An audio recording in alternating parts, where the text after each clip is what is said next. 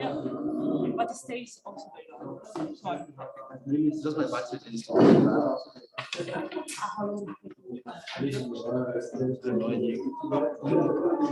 depends on the music.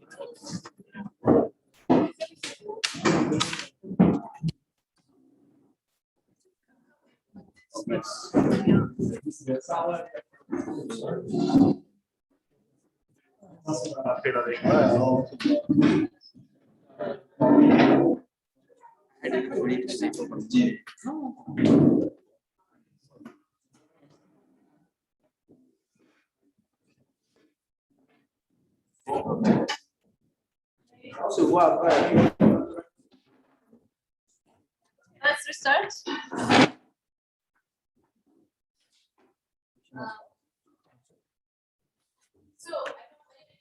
Hurry after this, I had to go to the train or to go away. So I will not leave any announcements for the end. So when the lecture is over, Patrick will leave. See, if you're going away, you can just follow him. We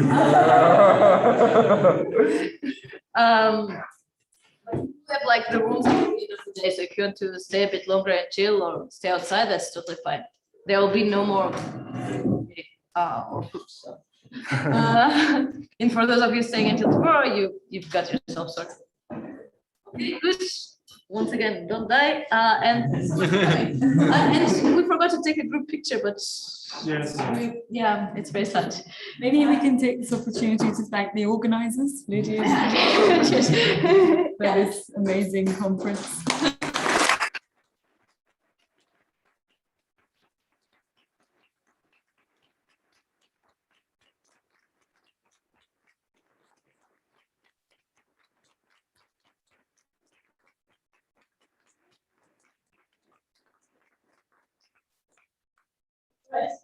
So,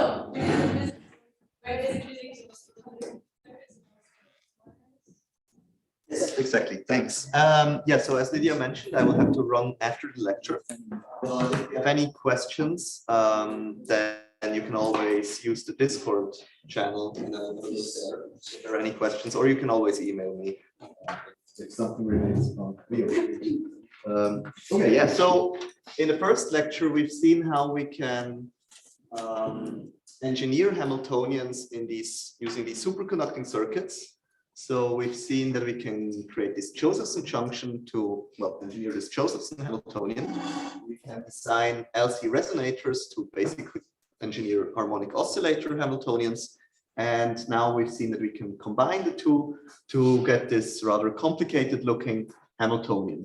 And so it's instructive for this Hamiltonian to look at what the structure of the solutions to the von Neumann equation is for this Hamiltonian. Because essentially the structure of the solutions is actually quite simple. It's a product state between the resonator photons. So I give them the subscript R. So these are the photons. Then essentially the Cooper pair degrees of freedom, or which are described by this operator theta. They are basically just in a phase eigenstate as we've seen before in the absence of the resonator. So the presence of the resonator doesn't really change how the Cooper pairs behave. Well, the Cooper pairs, they get this extra phase, but essentially they're still just described by this phase eigenstate. And yes, so we have this time-dependent phase, which is simply linear in the voltage and in time. And then we're left with the photonic degrees of freedom, and essentially they are described by their own von Neumann equation.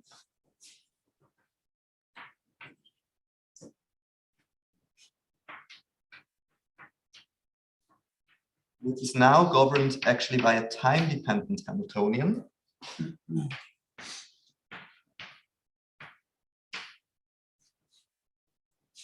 Where we have this time-dependent Hamiltonian here. So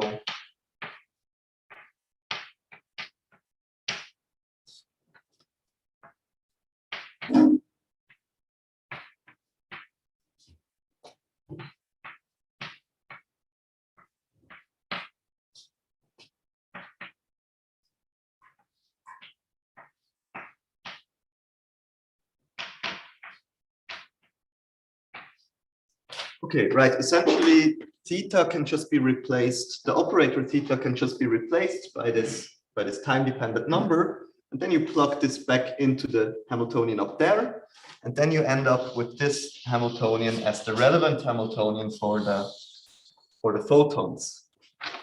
And we have actually quite a bit possibility of tuning things here, so we can tune the voltage. And this theta 0 can be tuned by a magnetic field, actually. So the magnetic field, which goes through this loop, right? The structure here defines a loop, and a magnetic field this kind of gives us a phase offset that enters this theta 0. Or determines this theta 0. So let me write down just some notational things. Sorry. Yes. Could we also potentially change the magnetic field with time, and then we would have an extra parameter? Yes, we could do that. Absolutely. And just by it would be like this theta 0 just in function of time. I think so. I never really looked into it. Okay. So I naively I would think so. So if I would think what can we do with the magnetic field, I would just put here a time-dependent function. But before publishing, I would try to double check if that's really the case. If there's not other effects that might appear. Okay, so this here is just, I mean, we like to work with these annihilation and creation operators, right? So this can be seen as kind of the position coordinate of this harmonic oscillator. And then I introduced yet another constant, which is determined by the electronic charge and the impedance. That's it. Okay, so and I think this is quite remarkable because what we did here is we essentially just applied a time-independent voltage. We don't need any time-dependent control, but through this Josephson effect, through this Josephson junction, this acts like a time-dependent Hamiltonian on the photons. So then there's always this notion about autonomous machines, and at least my understanding of the notion is an autonomous machine is one where you don't need any time-dependent control. So I would call this autonomous, but then it's still governed by a time-dependent Hamiltonian, which is usually a feature for kind of non-autonomous machines. Yes, so we can create this time dependence.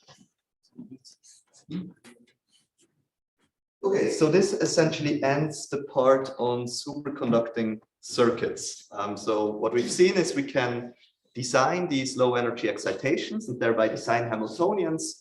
And we are mainly now interested of Hamiltonians of this form, where we have the photonic degrees of freedom. The Cooper pairs can often be just replaced by this time-dependent phase. And then yeah, we can see what we can do with this. It still looks quite complicated, right? It has a cosine, so it has all powers of A and A dagger involved, so it's extremely nonlinear. But we will see that we can simplify the description of that and kind of use the fact that we can tune the voltage to design the Hamiltonian even more specifically. Yes, are there any questions still to these superconducting circuits? Yes. Is this solution a approximation, or is this the exact one, this product structure? This is a solution, but then you can probably use this solution to build other solutions. But this is, I mean, this is, yeah, there's no approximation here. This is a solution, not an equation. Okay, so then we will now move over to quantum thermal machines. So here I sketched a few of those machines that one can implement using such superconducting circuit. So the first one is essentially, this is the same setup that is sketched on the other board. It's one resonator, which is in series with a Josephson junction. It might be voltage biased, there might be a magnetic field, And with this, it turns out one can implement what we call a work extractor, a device that extracts work from quantum states. And I will, yeah, in the rest of this hour, I will talk about this work extractor and try to kind of connect with the very first lecture from the school where we've seen, well, where we heard about work extraction. Then there is an experiment, but I should clarify that it's not an experiment on work extraction. It is an experiment that uses this architecture. So this, again, these refer to the reference list that is available online. And this line is an experiment where they measure essentially the electrical current in the system, as well as the photons that leak out of this resonator. But it's not about work extraction. Then one can make the circuit more complicated, right? We can, instead of just one resonator, have two different resonators, which are in series with the Josephson junction. We can still voltage bias that thing, but now we are often also interested in coupling things to thermal bath in thermodynamics, right? So now we could couple one of those to a hot reservoir. So photons would be exchanged between this resonator and a hot reservoir. And here we couple the second one to a cold reservoir. And by doing this, we can implement a heat engine.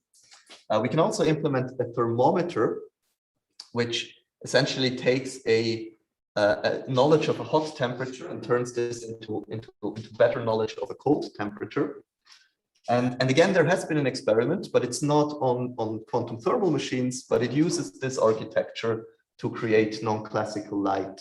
So this architecture also has been experimentally implemented, but nobody has yet looked at any temperature gradients or anything in this architecture. Yes? How would you make these baths? Like, how would you implement the cost? You would, well, I mean, yeah, I'm not an experimentalist, but what they tell me is that it's actually not that difficult. You can somehow put transmission lines in the vicinity, which I sketch like this, but no idea how they don't actually look like. And with that, you send in thermal noise. So you send in light, essentially microwaves, which are in a thermal state, which describe thermal noise. So I guess I mean, you can easily send in a coherent state, right? And then you probably do some phase averaging and somehow get this to look like thermal noise. And then these can be very far away from each other. So that's one advantage. Like these circuits, they're they're microwave circuits, but microwaves are not micrometer size. Microwaves are what you find in your microwave oven. So they're centimeters in size. And so these circuits, they are centimeters in size. They're really big. So these things, these thermal baths can be very far away from each other. Okay, and then finally you can make things even more complicated. So this architecture, no experimentalist was crazy enough to try this so far. But you can use three resonators, couple them to a hot, a room, and a cold temperature, and then implement this refrigerator that Armin talked about yesterday, where we don't have qubits or two-level system, but we have harmonic oscillators. But it does work as well. And then you can actually use a magnetic field to switch the thing on and off, which is quite neat. But again, there's no experiment yet in this architecture. Okay. So this is just to illustrate that using these, it's almost kind of like a Lego principle. You can attach these things, you can make these circuits, and then you can implement different Hamiltonians, which in turn implement different thermal machines. Yes? And you describe this coupling by a local master equation? I do, yes. Others would use other descriptions, but yeah, we describe it with the local master equation, and the experiments so far have also used local type of master equations. They're usually in a zero temperature regime, so it's just loss. But that works very well. At least for this one, it's not really relevant, but for this experiment, if I'm not mistaken, they also use a local master equation approach to describe the losses from the cavities, from the resonators. Yes. Is there nothing between the resonators in the third circuit? Because like somehow you need to tune the coupling between the right or not. Well, yes, there's the Josephson junction mediates this. Yeah, but between the resonators, I mean. No, they're just in series. Okay, okay. 3 resonators in series with a Josephson junction. And the Josephson junction actually couples all of them together. It's always this principle of photoassisted Cooper pair tunneling that I mentioned before, that when Cooper pairs tunnel through the Josephson junction, they can exchange photons with the different resonators. And they don't necessarily do that individually, but they might, like one tunneling Cooper pair here, the idea is that it absorbs 1 photon from here and it emits 1 photon into here. And then you see you have a heat flow, which goes here. And this heat flow drives a charge flow then against the voltage bias, which is the principle behind every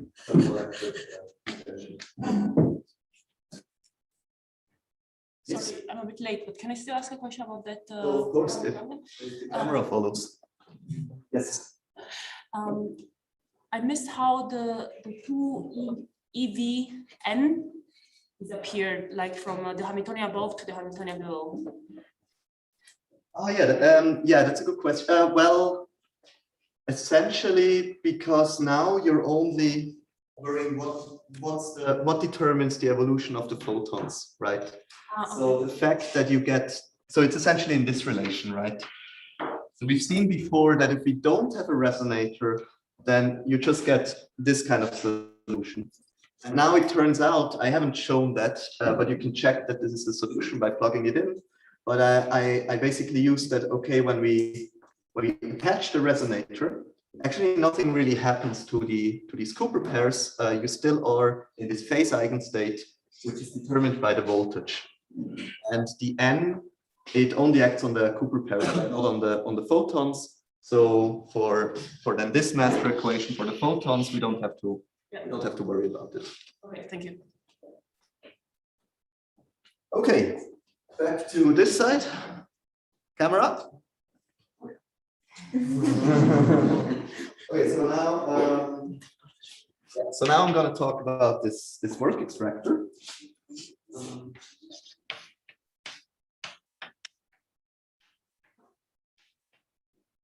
Okay, to extract work, well, we have to first talk about where do we extract work, where do we want to put the work that we extract, and so forth. So we have a system, and the system here are the photons. So the system is just the resonator, and this is the system that has the energy inside that we want to extract. Then we have a work storage device where we want the work to end up in.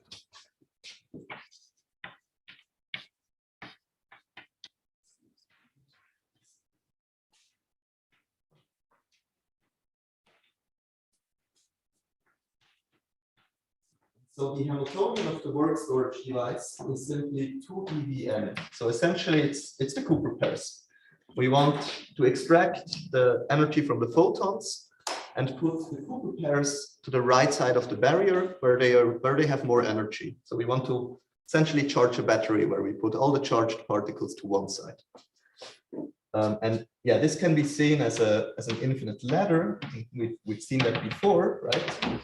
This Hamiltonian is just the n just increases as we go up here, and the splitting between 2 levels is just 2 EV, and it's an infinite ladder. That's an approximation, but it's a good one for these kind of experiments. Okay, and finally we need to, well, we couple our work storage device and our system.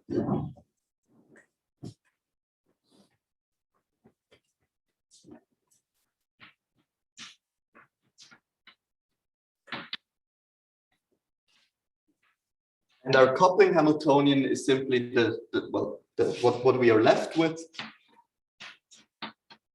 So it's this Josephson Hamiltonian.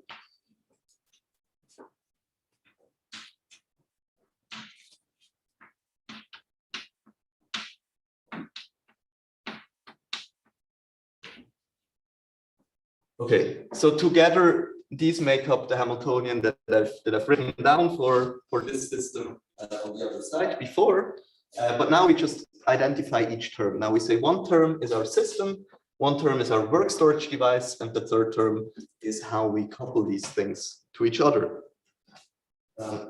Okay, and the goal is to extract work from the system and put it into the work storage device.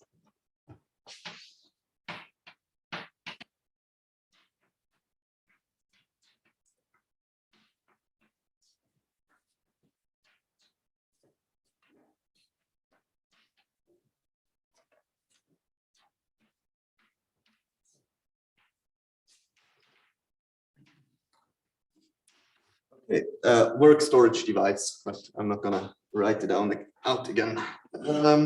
Okay, now one more thing is, well, this work storage device, these Cooper pairs we've seen before, essentially they're in a phase eigenstate.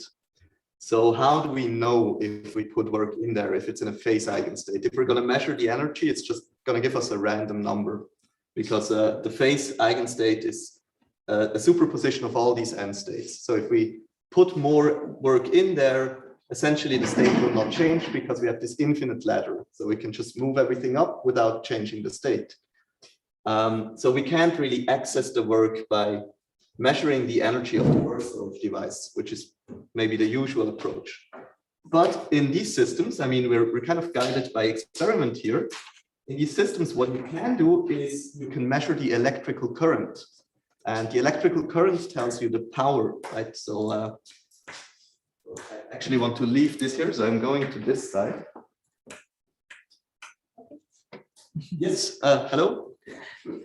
Okay. Yeah, so the work in this system is accessible through the electrical current. And how does this work exactly?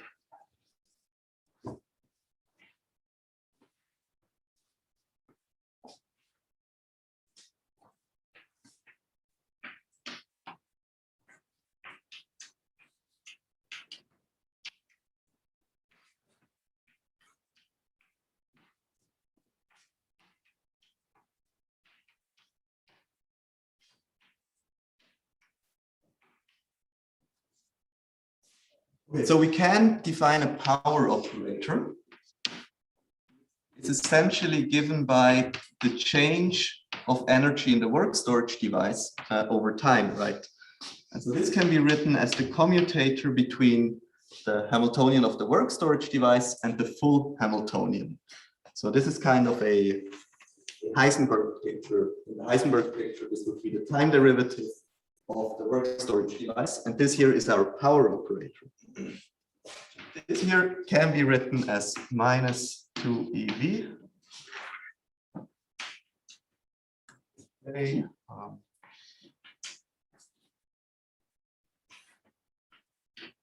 So again, I'm not gonna show you the derivation of this, but it's a relatively simple calculation that you can do, and you will find that you have this sign here. And it turns out that this is actually just the voltage times the electrical current.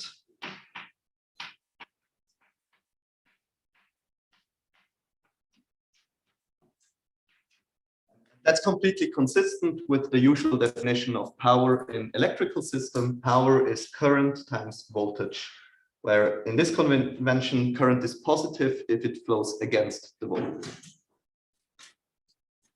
And this is what we want. We want to have Cooper pairs going against the voltage such that we increase the energy of this battery. Yes, and this electrical current is something that is actually measurable in the lab. So this will be our, well, this is essentially our observable of interest. Okay, and now comes the most technical part of the, well, actually, I think I'm running out of time. So I will probably skip the most technical part, which is in the lecture notes. But essentially what we now want to do is we want to simplify the coupling that is written over there that has this cosine and that looks very complicated. So we can do that by making a rotating wave approximation.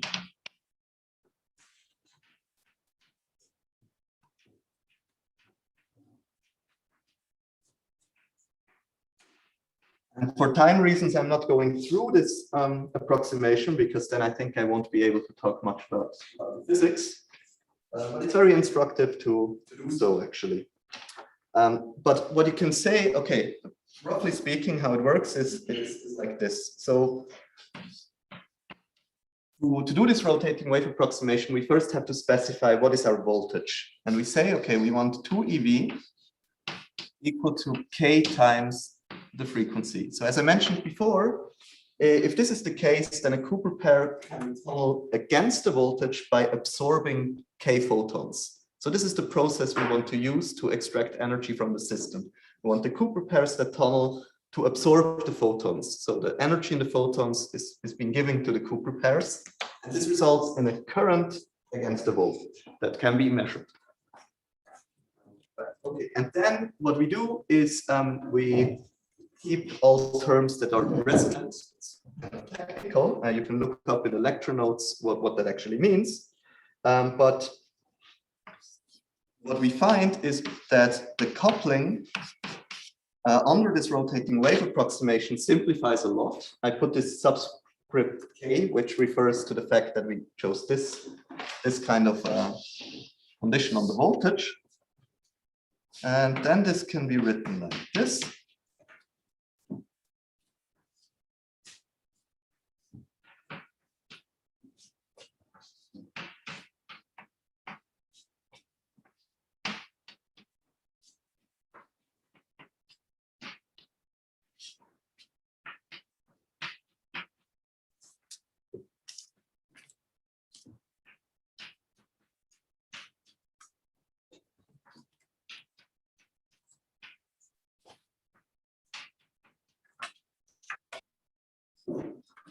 Okay, yeah, so here I introduced these big A operators.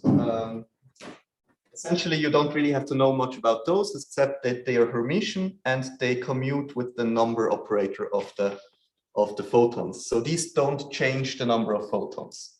So that means this term here removes A photons. This doesn't change that. And so what this term describes is a tunneling Cooper pair. A Cooper pair which tunnels against the voltage. So this is described by this phase operator, as we've seen in the beginning. And then this tunneling Cooper pair absorbs K photons. So this is exactly what I explained before in words. This is this photo-assisted Cooper pair tunneling.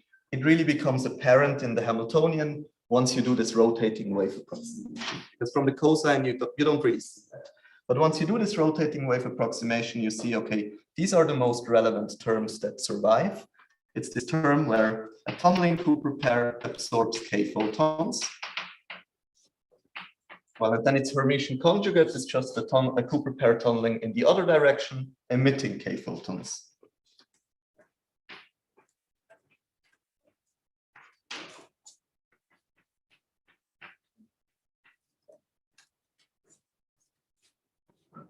Okay, and one nice feature about this coupling about this coupling term in the rotating wave approximation is that it is what has been called energy conserving in the very first lecture. So remember, we have our system, we have our work storage device, and we have our coupling. And this coupling here, it conserves the energy of system plus work storage device. So in other words, or in math, this coupling commutes with the sum of the system Hamiltonian and the work storage device Hamiltonian. And this implies that all the energy that is being extracted from the system goes into the work storage device because it can't be stored in the coupling because of this condition. So I'm just going to write this.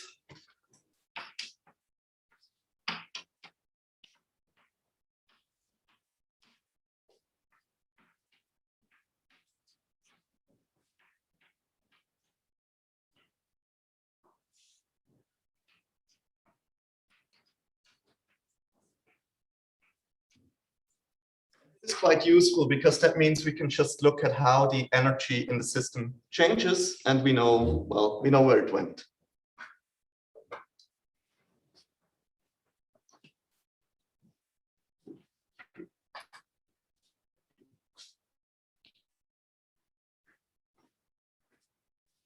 Okay, now we still have this operator theta here, right? We still have this operator here. But now what we can actually do is, before we've seen that we can just replace this by this time-dependent number. So now we're going to do that to do the actual calculations.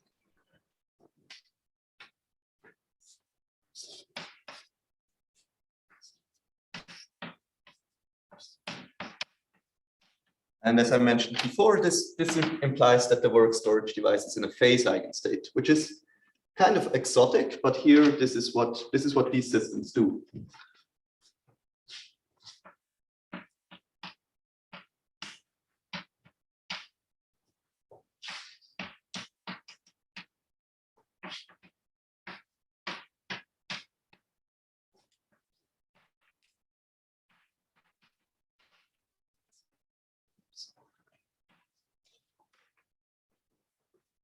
Okay, and then just to summarize, what are now the experimental parameters that we can change, that we can tune? So when we're now given a state in the system, what can we adapt in the Hamiltonian in order to extract the work?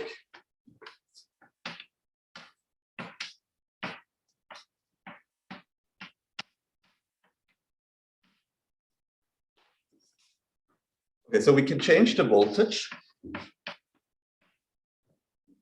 which essentially now comes down to changing this integer number, because we said, okay, we want our voltage to be an integer number times the frequency. So we assume this here, but we can change this number k, and we can even do this during an experiment. We can change the magnetic field.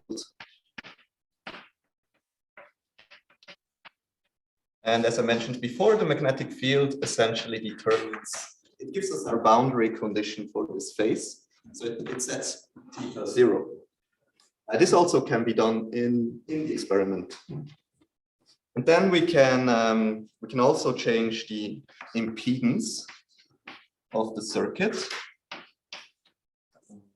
Well, what that means in this particular case is we can tune this coupling parameter lambda that, well, right now it's hidden in these operators big A that I didn't write down because they're relatively big and complicated, and we don't really need to know exactly. But you can find them in the lecture note. And then finally, we can tune the Josephson energy, but that's actually not really relevant.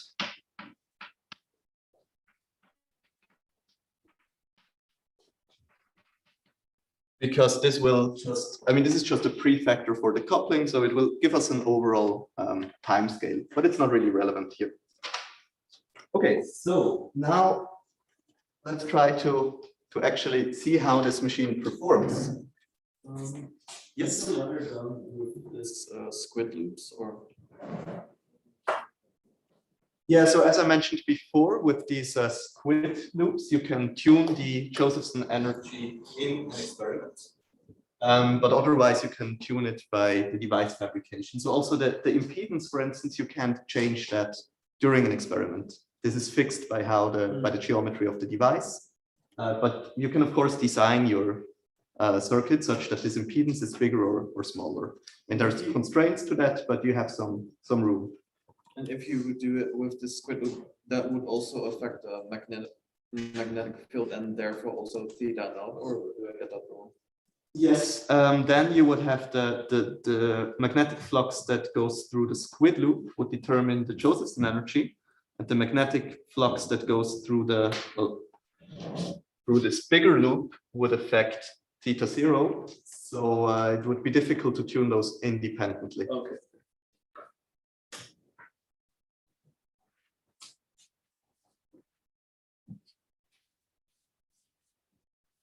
Okay, and it actually turns out that this work storage device works extremely well, at least under like these somewhat idealized conditions.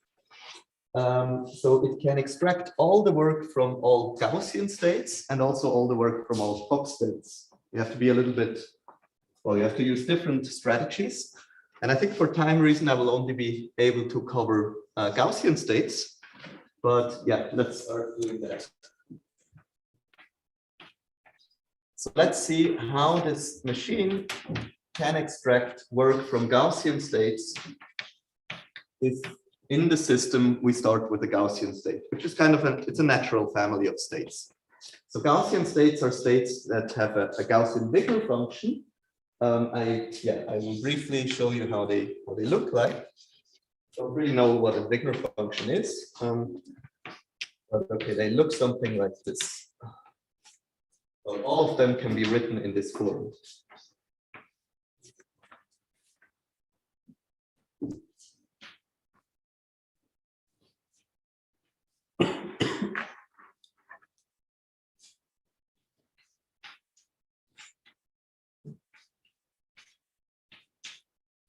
Okay, so in the middle we have a thermal state.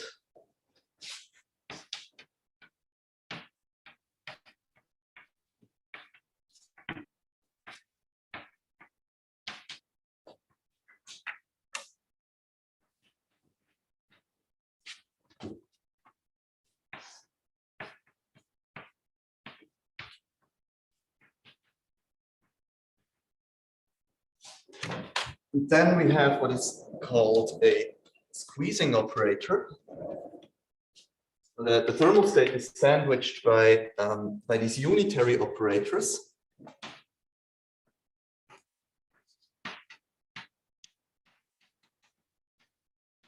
And this looks something like this.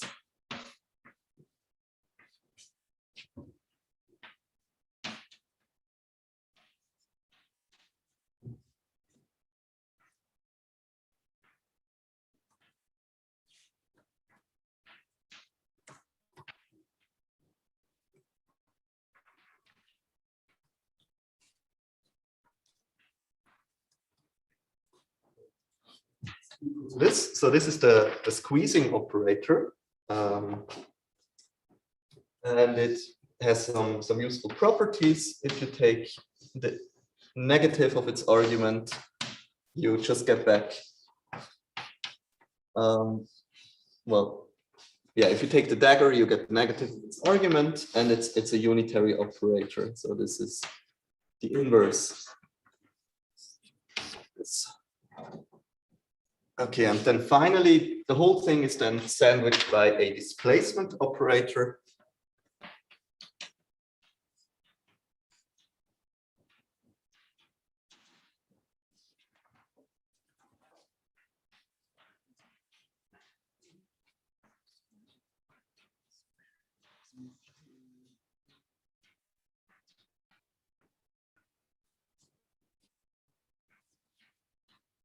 And the displacement operator has the same properties.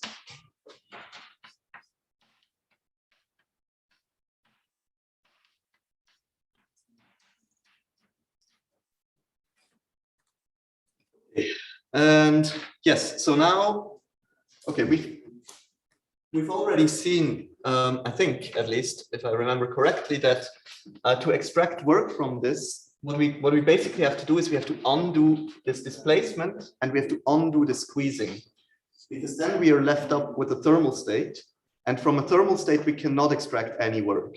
So the maximum amount of work can be extracted by taking a unitary transformation that takes us back to the thermal state. And this is just undoing first the displacement and then undoing the squeezing.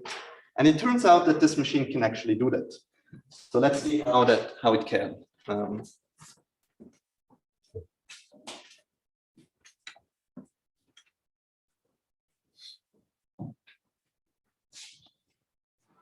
Okay, so yes, I'm just going to write this down. The maximum amount of work can be extracted in this way. And then we'll see how this works.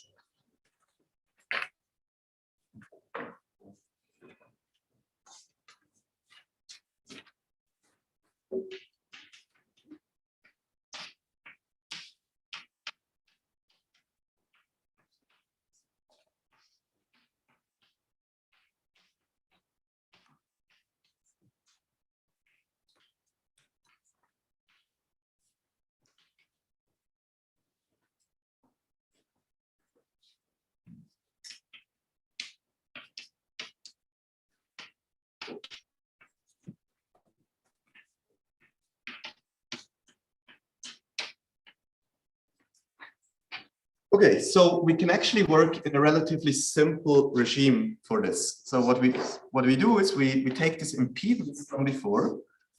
This is one of the parameters that enters the coupling Hamiltonian, and we choose this to be small. And what happens then is that these big A operators that entered this coupling Hamiltonian, they become extremely simple. They just become numbers, essentially. Right, and then, so then the, well, V coupling is just, so, I don't have it anymore here, but it's just something like A to the power of K times some constant plus some other constant times A dagger to the power of K, right? Because everything else is now just a number. Okay, and what that implies is that the unitary interaction that is implemented by this coupling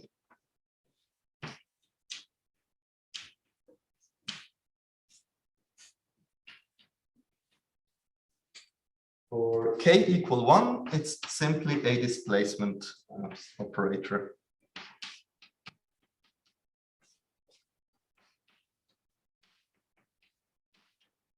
It has a relatively complicated argument which scales linearly in time.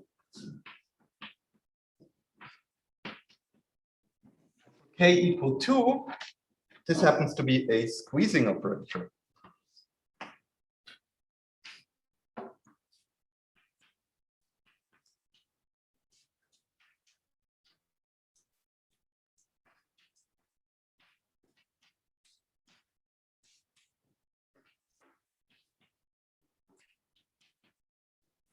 So in this limit, we can actually implement a displacement and a squeezing.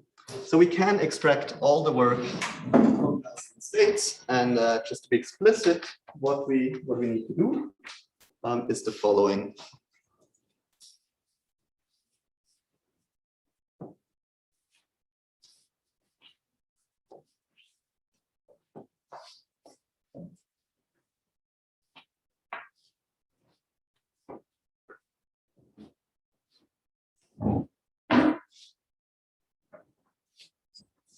The maximal amount of work can be extracted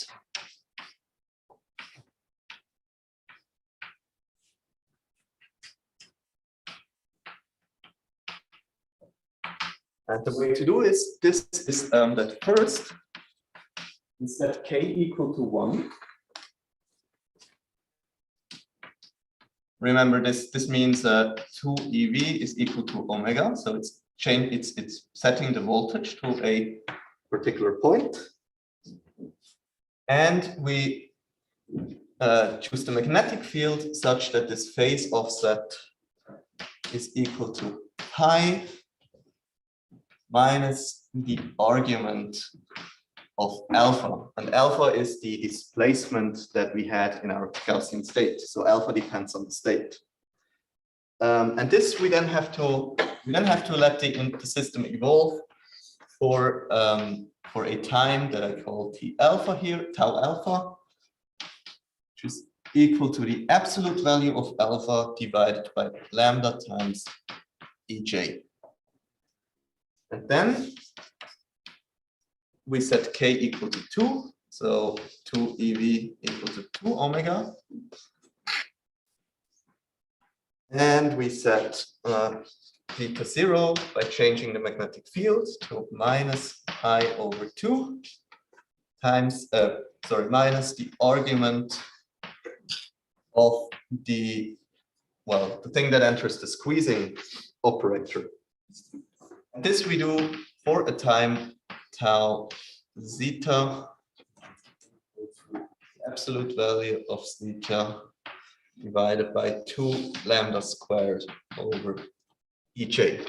Okay, so in this way, we can extract the maximum amount of work from any Gaussian state, because this takes us back to the thermal state. And all this energy that is being extracted is turned into electrical power, into the electrical current that flows against the voltage bias.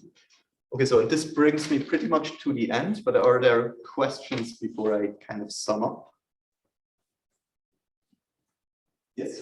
So did I get it right that you described the dynamics of the whole system? So you can solve exactly for the unitary, or is it just in this case lambda a much smaller one? So this is in the limiting case of lambda being much smaller than 1. So you can't solve the thing exactly, because this term here is very nonlinear. There are some scenarios where you can do it exactly again. So in the notes, there is the strategy to extract work from Fock states. There you have to use this nonlinearity to effectively restrict your dynamics to the Fock state that is in the cavity and the vacuum. And then you can think of it as an effective two-level system. But in general, you can solve this thing exactly. Can you in this case then use some master equation also? Yes, so here we have only looked at unitary evolution, but in the paper where we did this, we also looked at a master equation where you have losses from the cavities, and you kind of have to be faster than the losses, or you have some dephasing that takes you away from a coherent state. So you can look at different things, yeah. But here in this lecture, I really only considered the unitary interaction. As soon as you go away from this ideal limit, you cannot extract all the work anymore or the maximum amount of work anymore from these states. I imagine that we could also operate the reverse, and can you get nice amounts of squeezing with this? Yes, you can create squeezing. So what I mentioned before, this experiment that created non-classical light, they essentially implemented this two-mode squeezing operator using very similar things, very similar logic.